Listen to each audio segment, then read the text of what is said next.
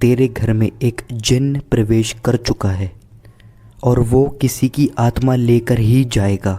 ऊपर लिंटर पर बैठी थी और कुछ कीड़े मकोड़े खा रही थी। तो व्यूअर्स, आज मैं आपको एक शख्स की कहानी सुनाऊंगा जिसने एक जिन को सिर्फ इसीलिए काबू किया था जिससे वो दूसरे की फैमिली को एकदम बर्बाद और नेस्तो नाबूद कर सके। लेकिन हुआ कुछ उल्टा, वो जिन उसी की फैमिली के खून का प्यासा हो गया। ये सब कैसे हुआ, ये सब स्टोरी में पता चलेगा। तो अगर आपने अभी तक सब्सक्राइब नहीं करा है तो बिल्कुल सब्सक्राइब करें। चलिए कहानी शुरू करते हैं। मुजफ्फरनगर में रोहित नाम का एक शख्स रहता था। वो बहुत ही सीधा और शांत स्वभाव का था। वो अपनी 9 to 5 की जॉब करता और अपनी फैमिली के लिए बहुत मेहनत करता था। उसके 2 बच्चे भी थे जिनसे वो बहुत प्यार करता था। उसकी बीवी और उसकी ज़्यादा नहीं बनती थी क्योंकि रोहित सिर्फ महीने का 10 से 12 हज़ार ही कमा पाता था और उसकी बीवी के लिए ये बहुत कम थे। इनके पास जो भी पैसे थे उनसे इसका घर अच्छी तरीके से चल तो रहा था, लेकिन इसकी बीवी बिल्कुल खुश नहीं थी।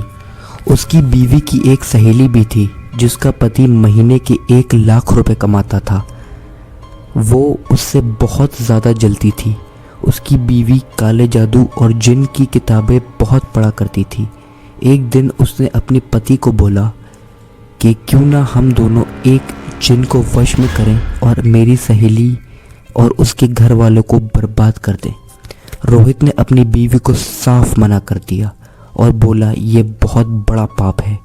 इसकी बीवी ने इसको कसम दी और अपने आप को जलाने की भी बात कर दी। तब मजबूरी में रोहित को मानना पड़ा। अगले दिन उसकी बीवी ने काला जादू के लिए रोहित से बहुत सी अजीब अजीब सी चीज़ें मंगवाई, जैसे उल्लू की आंखें, मगरमच्छ के पंजे और लोमड़ी का दिल। ये सुनकर रोहित बहुत डर गया। उसने जैसे तैसे इन सब चीज़ों का जुगाड़ किया। फिर उसकी बीवी ने जो भी प्रक्रिया करी और जो भी चीज़ें मंगाई थी उल्टी सीधी, उनका एक घोल बनाया और सब कुछ पी गई। ये सब कुछ रोहित एक कोने में खड़ा हुआ देख रहा था।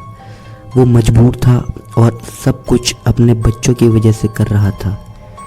उस औरत ने उस काले जादू का एक टोटका बनाया और रोहित को दिया और रोहित से कहा कि कुछ भी हो जाए इसको खोल के मत देखना और इसको उन लोगों के गार्डन में जाके गाड़ दो।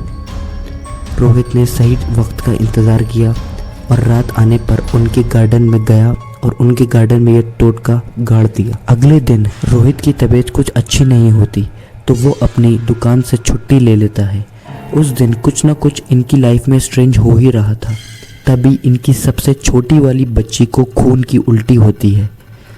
रोहित फ़ौरन उसको हॉस्पिटल लेके जाता है। उसका इलाज चलता है कुछ मिनट और वो बिल्कुल ठीक हो जाती है। वापस लौटते हुए रोहित को एक बाबा जी मिलते हैं और वो उनको वहीं रोक देते हैं। वो रोहित को सीधा बताते हैं कि तेरे घर में एक जिन्न प्रवेश कर चुका है और वो किसी की आत्मा लेकर ही जाएगा। रोहित को ये सब बातें बकवास लगती हैं और वो उन बाबा को साइड करके घर पे आ जाता है। वो दिन तो जैसे तैसे गुजर गया। अगले दिन जब वो दुकान बंद कर रहा था तो उसका फ़ोन बजा। हर बार की तरह उसको लगा कि मालिक का ही फ़ोन होगा, लेकिन इस बार उसकी खुद की बेटी थी।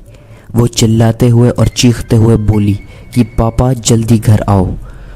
वो बहुत तेज़ भागते हुए अपने घर पहुंचा। गेट खोलते ही उसकी पैरों तले ज़मीन निकल गई। उसकी बीवी ऊपर लिंटर पर बैठी थी और कुछ कीड़े मकोड़े खा रही थी। ये सीन इतना ज़्यादा क्रीपी था तो रोहित ने अपने बच्चों को जैसे तैसे करके घर से बाहर निकाला और खुद भी घर से बाहर निकल गया। उसने जैसे तैसे अपने मोहल्लों वालों की मदद से अपनी बीवी को काबू किया और उसको एक बेड से बांध दिया। उसने फ़ौरन वहाँ डॉक्टर को बुलाया। डॉक्टर ने उसकी हालत देखकर उसको कुछ दवाइयाँ लिखी और वहाँ से चले गए। लेकिन उसको समझ आ चुका था कि ये कोई मेडिकल बीमारी नहीं है। वो फ़ौरन उसी बाबा के पास गया जिसने उसे रास्ते में रोका था। वो फ़ौरन वहाँ जाकर दया की भीख मांगने लगा। तभी बाबा ने कहा कि मुझे सब पता है कि कौन तेरे घर में है। उसने बाबा को अपने घर में आने को कहा तो बाबा भी उसके पीछे पीछे आने लगे। घर में घुसते ही बाबा को कुछ अजीब सा लगा। फिर वो उसकी बीवी के कमरे में गए। उसकी बीवी अपनी गर्दन आड़ी करके उस बाबा को बहुत ही गंदे तरीके से घूर रही थी। उस बाबा ने रोहित को बाहर आने को कहा और सीधा बोला कि तुम्हारे घर में किसी ने काला जादू किया है। ये सुनकर रोहित हक्का बक्का रह गया। सो गाइस, बाकी की कहानी आपको पार्ट 2 में मिलेगी। आप कमेंट करके बताइए कि काला जादू किसने किया होगा या कैसे किया होगा।